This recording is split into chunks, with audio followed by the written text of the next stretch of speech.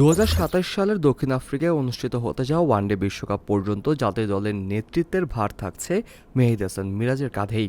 Academy মাঠে যখন তাসকিন আহমেদ ও Tanzim Hasan Shakib bowling practice করছিলেন, ঠিক তখনই তাদের পাশে দাঁড়িয়ে গভীর মনোযোগে তা দেখছিলেন অধিনায়ক মিরাজ। সামনে নিউজিল্যান্ডের বিপক্ষে সিরিজ, পেসাররাই হতে পারেন তুরপের তাস, আর সেটা মাথায় রেখেই হয়তো পেস আক্রমণের ধার বুঝে নিচ্ছিলেন তিনি।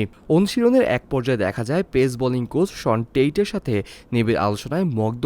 জীবন অবাক না করলে কে করবে? 28% মিল্ক ফ্যাটের অবাক করার সাথে ফ্রেশ মিল্ক পাউডার। জীবন অবাক করুক প্রতিদিন। তাসকিন আহমেদ ব্যাটসম্যানকে কিভাবে বিভ্রান্ত করে তাকে ক্যাচ আউটের ফাঁদে ফেলা যায় তা নিয়ে চলছিল তাদের কাটাছেঁড়া।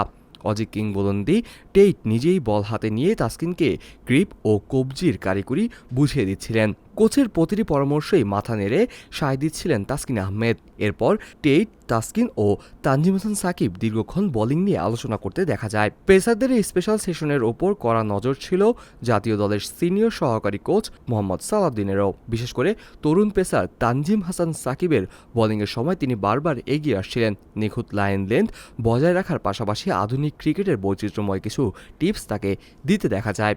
দ্বিতীয় মেয়াদে অধিনায়ক হিসাবে মিরাজের মিশন শুরু হচ্ছে ঘরের মাঠে শক্তিশালী নিউজিল্যান্ডের বিপক্ষে।